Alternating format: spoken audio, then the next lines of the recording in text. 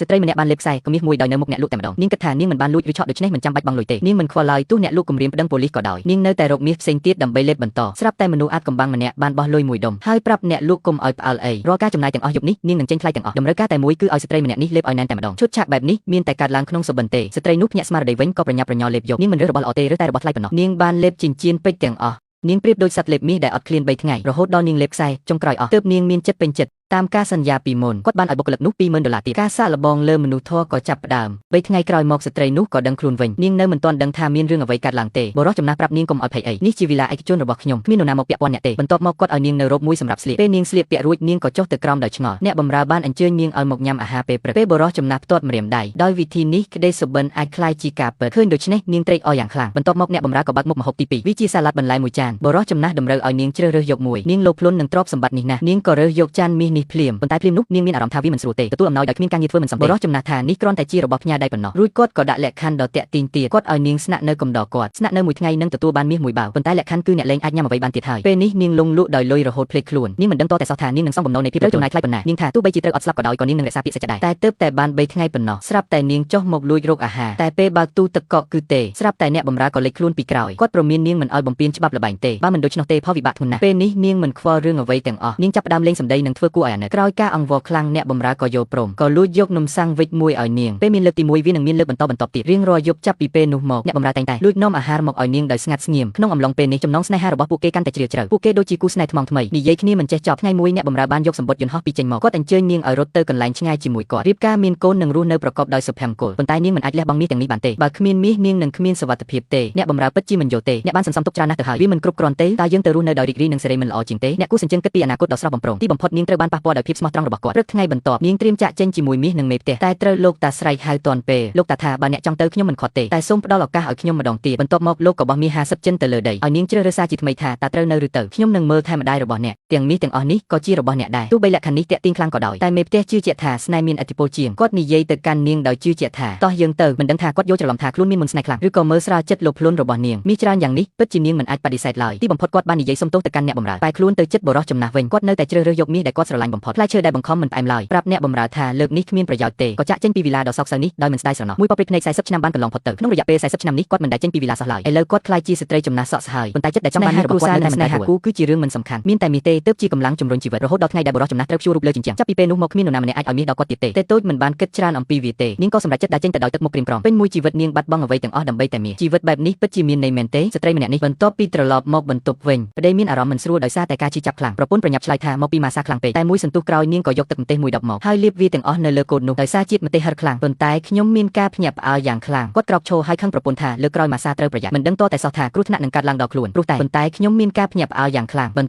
្ទាប់ពីត្រឡប់មកបន្ទប់វិញពេលគាត់ដោះឲ្យចេញនឹងមិនជួញដូរជីវិតនេះទេគ្រូពេទ្យសរសើរថាសាក់នេះប្លែកណាស់គ្រូពេទ្យមិនបានសួរនាំច្រើនទេតែដោយសារចង់ដឹងខ្លាំងគាត់លួចយកទូរស័ព្ទមកស្កេនអ្វីដែលគាត់ឃើញធ្វើឲ្យគាត់ភ្ញាក់ផ្អើលតាមពិតវាជាវីដេអូសុំជំនួយប្រពន្ធត្រូវប្តីវាដំជាញឹកញាប់នៅផ្ទះនោះជាពេលដែលពួកគេគិតចង់ប្រើវិធីសាស្ត្រនេះដើម្បីសុំជំនួយពីក្រោយពីគ្រូពេទ្យបានដឹងពីស្ថានភាពរបស់ស្ត្រីនោះគាត់បានធ្វើការសម្រេចចិត្តភ្លាមដែលផ្ទុយនឹងបំណងប្រាថ្នារបស់ដូនតារបស់គាត់ហើយអាងថាការជិះចាប់របស់បឺបណ្ដាលមកពីប្រតិកម្មអាឡែស៊ីទេវាអាចគំរាមកំហែងដល់អាយុជីវិតយើងត្រូវទៅផ្ទះគាត់ឥឡូវនេះដើម្បីពិនិត្យមើលអាឡែស៊ីមានតែវិធីនេះទេទើបយើងអាចព្យាបាលរោគសញ្ញាបានយ៉ាងម៉េចអ្វីដែលគ្រូពេទ្យបាននិយាយទេបន្ទាប់មកពួកគេបានប្រញាប់ប្រញាល់ទៅផ្ទះជាមួយគ្រូពេទ្យពីត្រឡប់មកផ្ទះវិញគាត់បានប្រមានប្រពន្ធរបស់គាត់កុំឲ្យនិយាយអ្វីដែលផលវិបាកនឹងធ្ងន់ធ្ងរគ្រូពេទ្យបានកត់សម្គាល់ឃើញថាមានអ្វីមួយគាត់បានប្រាប់ស្ត្រីនោះថាគាត់ទើបតែពិនិត្យក្នុងរបស់ប៊ីលរួចរាល់នេះបញ្ជាក់យ៉ាងច្បាស់ថាគាត់ផ្ទាល់បានឃើញលេខកូដខុសរំពេចនោះប៊ីលបានមកយករោគជាតិក្នុងផើងដែលទើបទិញថ្មីមកសួរថាតើការនេះបង្កអាឡែស៊ីដែរឬទេព្រោះប្រពន្ធខ្ញុំទុកវានៅលើតុក្បែរក្រែរាល់ថ្ងៃគ្រូពេទ្យបានធ្វើពុតជាមើលវាបន្ទាប់មកគាត់បានប្រាប់គាត់យ៉ាងម៉ឺងម៉ាត់ថាវាមិនមែនជាការបន្ទាប់មកប៊ីលគួរតែលាក់ខ្លួនជាមុនសិនដើម្បីការពាររបួសបន្ថែមពីការប៉ះពាល់ជាមួយអាឡែស៊ីប៊ីលជឿការកុហករបស់គ្រូពេទ្យគាត់បែរខ្លួនហើយចូលទៅក្នុងបន្ទប់ទឹកបន្ទាប់ពីប្តីរបស់គាត់បានចាក់ចេញស្ត្រីនោះបាននាំគ្រូពេទ្យទៅបន្ទប់ទទួលភ្ញៀវភ្លាមបន្ទាប់មកដោះសម្លៀកបំពាក់របស់អ្នកចេញដោយអះអាងថារបួសទាំងនេះសុទ្ធតែបណ្ដាលមកពីប្តីបណ្ដាលមកពីការវាតម្រាប់ឆ្នាំគ្រូពេទ្យមិនយល់ថាហេតុអ្វីបានជាគាត់មិនទូរស័ព្ទទៅស្ត្រីរូបនោះបាននិយាយថានាងត្រូវបានឃុំខ្លួនមិនអាចចេញទៅបានដើម្បីជួយនាងឲ្យរួចផុតពីការគៀបសង្កត់របស់ស្វាមីនាងគ្រូពេទ្យបានយកទូរស័ព្ទរបស់គាត់ចេញភ្លាមដើម្បីថតរូបជាភស្តុតាងអ្នកណានឹងគិតថាប៊ីលនឹងលេចឡើងភ្លាមនោះដោយឃើញទស្សនវិជ្ជានៅចំពោះមុខគាត់គិតថាគ្រូពេទ្យនោះជាចោរដោយមិននិយាយអ្វីមួយខ្ញុំចង់ឡើងទៅបង្រៀនមេរៀនមួយដល់គាត់ពួកគេមិនដឹងទេថាគ្រូពេទ្យបានរៀបចំអាវុធសម្ងាត់មួយរួចហើយគាត់ចាក់ម្សៅចូលក្នុងដៃរបស់គាត់បន្ទាប់មកវាទាំងអស់បានហោះចូលទៅក្នុងភ្នែករបស់ប៊ីលគាត់ចាប់ផ្ដើមពិបាកដកដង្ហើមក្នុងរយៈពេលប៉ុន្មាននាទីជើងនិងបាត់ជើងមានអារម្មណ៍ថាសោគាត់បានបាត់បង់ទល់ឲ្យភាពហើយដួលទៅលើដីបានសម្លឹងមើលទឹកមុខជាចាប់របស់គាត់បោះជំហានទៅមុខយ៉ាងលឿនហើយសួរថាតើអ្នកអាចនាំប្រពន្ធរបស់អ្នកទៅឆ្ងាយបានដែរខ្ញុំនឹងផ្ដល់ថ្នាំបន្សាបដល់អ្នកភ្លាមរោគសញ្ញារបស់ប៊ីលកាន់តែអាក្រក់ទៅដោយត្រូវបង្ខំចិត្តចូលជ្រុងមួយគាត់គ្មានជំរឿអ្វីក្រៅពីអនុញ្ញាតឲ្យគាត់បានធ្វើតាមការចំណាយចាក់ថ្នាំអាចកំបាំងមួយដបចូលក្នុងមាត់របស់គាត់ប៊ីលមានអារម្មណ៍ធូរស្រាលជាងមុនបន្ទាប់ពីផឹកវាដោយមិននឹកស្មានដល់គាត់ចាប់ផ្ដើមសោកស្ដាយវានៅវិនាទីបន្ទាប់កាន់ដៃគ្រូពេទ្យមិនឲ្យគាត់ចាក់ចេញប៉ុន្តែគ្រូពេទ្យមិនបានភ័យស្លន់ស្លោតតែគាត់បាននិយាយថា ម្សៅដែលគាត់ទើបតែប្រើនោះមិនមានជីរោគសញ្ញាទាំងអស់គឺផ្លូវចិត្ត10ថ្នាំដែលពួកគេបានផឹកគឺជាថ្នាំស្ងប់ចិត្តពិតប្រាកដ Bill មានអារម្មណ៍ខូចចិត្តទាំងស្រុងបន្ទាប់ពីរឿងនេះនៅពេលនេះប្រពន្ធក៏បានមកដល់ផ្ទះជាមួយប៉ូលីសផងដែរបន្ទាប់មកនាងបានរៀបរាប់ពីឧក្រិដ្ឋកម្មទាំងអស់ដែលប្តីរបស់នាងបានប្រព្រឹត្ត Bill ដោយពេញចិត្តនឹងអ្វីដែលគាត់បានឃើញក៏ដួលសន្លប់គាត់នឹងត្រូវប្រឈមមុខនឹងការជាប់ពន្ធនាគារអស់មួយជីវិតស្ត្រីមេម៉ាយមានទ្រព្យស្តុកស្ដំរូបនោះដែលបានខ្លាចជាស្ត្រីមេម៉ាយអស់ជារៀងរហូតឆ្នាំត្រូវតែរកបរិមាណការដូច្នេះគាត់បានសួរអ្នកសុំទានដែលកំពុងរើសសម្រាមតើអ្នកចង់ចំណាយពេលមួយយប់ជាមួយខ្ញុំទេអ្នកសុំទានពិតជាមិនអាចខកខានឱកាសដ៏ល្អបែបនេះបានឡើយគាត់រត់ចូលទៅក្នុងវីឡាដោយមិនស្ទាក់ស្ទើរពួកគេមិនដឹងថាពួកគេបានធ្លាក់ចូលក្នុងអន្ទាក់ដែលដាក់ដោយស្ត្រីអ្នកមានទេបន្ទាប់ពីឈាវទីងូតទឹករួចស្ត្រីអ្នកមានបានរៀបចំអាហារពេលល្ងាចរួចហើយគាត់បានលេបអាហាររបស់គាត់យ៉ាងលឿនបន្ទាប់មកនាងបានដើរដោយខ្មាស់អៀនទៅកាន់គ្រែស្ត្រីអ្នកមានក៏នៅស្ងៀមដែរបន្ទាប់ពីអបតូចទេថ្នាំរយៈពេល3នាទីអ្នកទាំងពីរដេកលើក្រែដោយក្តីពេញចិត្តនៅពេលនេះសៅទេមិនអាចទប់ចិត្តបានក្រៅពីដកដង្ហើមអស្ចារ្យណាស់បើបានរស់នៅក្នុងវីឡាជារៀងរហូតស្ត្រីអ្នកមានរូបនោះបាននិយាយថាវាអ្នកនឹងត្រូវដោះដូរសេរីភាពរបស់អ្នកសម្រាប់ជីវិតទេតូចញញឹមដោយមិនខ្វល់សម្រាប់គាត់ជាមនុស្សវង្វេងស្មារតីសេរីភាពច្រើនតែជាបន្ទុកដ៏ប្រណីដូច្នេះនៅពេលដែលស្ត្រីអ្នកមានប្រកល់កិច្ចសន្យាគាត់បានចុះហត្ថលេខាលើឯកសារដោយមិនបានអានខ្លឹមសាររបស់មិនដឹងខ្លួនតតែសោះថាវាសនារបស់ពួកគេហ៊ាននឹងត្រូវសរសេរឡើងបន្ទាប់មកទេតូចបានរត់ចុះទៅជាន់ក្រោមដោយរំភើបយើងកំពុងរៀបចំរយបានរបស់យើងពីខាងក្រៅចូលទៅក្នុងវីឡាពួកគេត្រូវបានបញ្ឈប់ដោយជញ្ជាំងដែលមើលមិនឃើញទោះបីជាគាត់ព្យាយាមយ៉ាងណាក៏ដោយក៏គាត់មិនអាចឆ្លងកាត់ស្ត្រីអ្នកមានបាននិយាយថាអ្នកមិនត្រូវបានអនុញ្ញាតឲ្យចាក់ចេញពីវីឡានេះជាលក្ខខណ្ឌមួយនៅក្នុងកិច្ចសន្យាបន្ទាប់មកគាត់បានខ្ទាស់ម្រាមដៃរបស់គាត់លោក Trump តូចបានបដូរទៅជាឈុតដ៏ស្រស់ស្អាតភ្លាមគាត់មើលទៅដូចជាមនុស្សជោគជ័យម្នាក់ដោយសារតែបែបនេះមែនយើងប្រហែលជាកំចាត់សម្រាមទាំងអស់នោះចេញពីខាងក្រៅក៏បានដែររំភើបខ្ញុំស្រឡាញ់អ្វីទាំងអស់ដែលខ្ញុំមានឥឡូវនេះចាប់ពីពេលនោះមកទេតូចធ្វើរឿងដែលជារៀងរាល់ថ្ងៃរីករាយជាមួយស៊ូស៊ីដ៏ផ្អែមល្ហែមនិងឆ្ងាញ់ពិសាអបប្រសពស្ត្រីអ្នកមានដ៏ស្រស់ស្អាតនិងមានមន្តស្នេហ៍សម្រាប់អ្នកសុំទាននេះគ្រាន់តែជាឋានសួគ៌ប៉ុណ្ណោះទោះយ៉ាងណាក៏ដោយមានតែ2ឆ្នាំប៉ុណ្ណោះដែលបានកន្លងផុតទៅសៀវទេធុញទ្រាន់នឹងជីវិតចម្លងនឹងបិទភ្ជាប់នេះនៅពេលនេះគាត់បានដឹងពីសារៈសំខាន់នៃសេរីភាពដូច្នេះគាត់ក៏ដោះឈុតរបស់គាត់ចេញដោយកំហឹងបន្ទាប់មកគាត់បានរកឃើញស្ត្រីអ្នកមានហើយអង្វរនាងឲ្យអនុញ្ញាតឲ្យគាត់ចាក់ចេញតែជាលទ្ធផលអ្នកបាននិយាយថាកិច្ចសន្យាចងចាំខ្ញុំចង់បំបែករឿងនេះប្រទេសឆ្កួតតម្លៃគឺជាជីវិតរបស់អ្នកឬអ្នកអាចឲ្យអ្នកផ្សេងយកវាបាន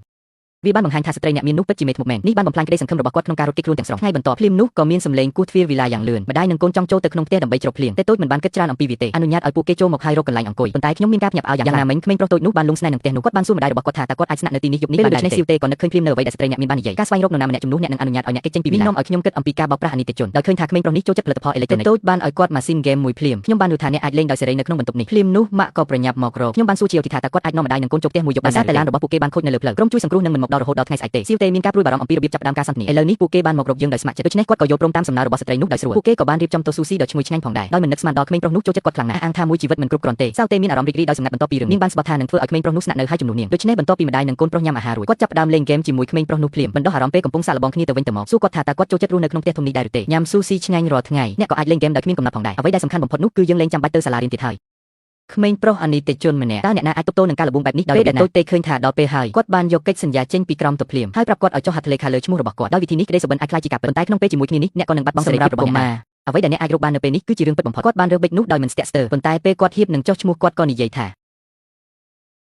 ហើយយើងនឹងធ្លាក់ក្នុងអន្លង់នៃក្តីស្រមៃរបស់យើងតែតូចបានសួរគាត់ដោយងឿងឆ្ងល់ថាតើគាត់មានសុបិនអ្វីទៀតក្មេងប្រុសនោះបាននិយាយថាគាត់បានធ្វើកិច្ចព្រមព្រៀងជាមួយម្ដាយរបស់គាត់រួចខ្ញុំនឹងនាំខ្លួនឯងទៅធ្វើដំណើរកម្សាន្តជុំវិញសរសើរទេសភាពដ៏អស្ចារ្យនៃប្រទេសនីមួយក្រោយពីយូរដូច្នេះការតាំងចិត្តរបស់ឈៀវទីចាប់ផ្ដើមរង្គោះគាត់ឆក់យកបិចពីដៃក្មេងប្រុសនោះហើយគាត់បានប្រាប់គាត់ថាគាត់មិនត្រូវបោះបង់ចោលក្តីស្រមៃរបស់គាត់យើងមិនត្រូវបាត់បង់សេរីភាពរបស់យើងឡើយពីព្រោះសេរីភាពគឺជារបស់ដ៏មានតម្លៃបំផុតរបស់អ្នកសម្លឹងមើលទៅក្នុងភ្នែកដ៏ស្លូតត្រង់របស់ក្មេងប្រុសតែតូចពិតជាមិនអាចទ្រាំទ្រនឹងគាត់បានទេជាប់គុកអស់មួយជីវិតនៅក្នុងវីឡាចំពោះកិច្ចសន្យាវិញមិនចាំបាច់ចុះហត្ថលេខាលើកិច្ចសន្យាមួយទៀតទេគាត់បានជ្រើសរើសទទួលផលវិបាកដោយខ្លួនឯងទោះជាយ៉ាងណាក៏ដោយក្មេងប្រុសនោះមិនយល់ពីអ្វីដែលគាត់កំពុងលេងហ្គេមដែលអ្នកចូលចិត្តថ្ងៃបន្ទាប់ម្ដាយនិងកូនប្រុសបានដើរចេញពីវីឡាដោយទឹកមុខរីករាយហើយតូចទេមិនបានបញ្ឈប់ពួកគេទេនេះមានន័យថាគាត់នឹងបន្តទទួលទណ្ឌកម្មបន្ទាប់ពីត្រឡប់មកបន្ទប់វិញស្ត្រីអ្នកមានមិនយល់ថាហេតុអ្វីបានជាទេតូចអនុញ្ញាតឲ្យពួកគេទៅមិនជួញដូរជីវិតនេះទេសម្រាប់ពេលវេលាដ៏ខ្លីនៃសេរីភាពអ្នកមេធ្មប់អាក្រក់ដោយសម្លេងក្រហមពីស្ត្រីអ្នកមានទេតូចបានវិលត្រឡប់ទៅរកសភាពដើមរបស់គាត់វិញកាលពីគាត់ធ្លាប់ជាមនុស្សទោះបីជាបាត់បង់អ្វីទាំងអស់ដែលគាត់ធ្លាប់មានក៏ដោយប៉ុន្តែសេរីភាពនេះបានធ្វើឲ្យគាត់យំទោះបីជាវាខ្លីក៏ដោយគាត់មានអារម្មណ៍ថាវាមានតម្លៃបន្ទាប់មកឡានមួយបានបើកយ៉ាងលឿនមករកយើងទេតូចបិទភ្នែកយឺតគាត់មិនមានការសោកស្ដាយចំពោះការជ្រើសរើសលទ្ធផលនេះទេ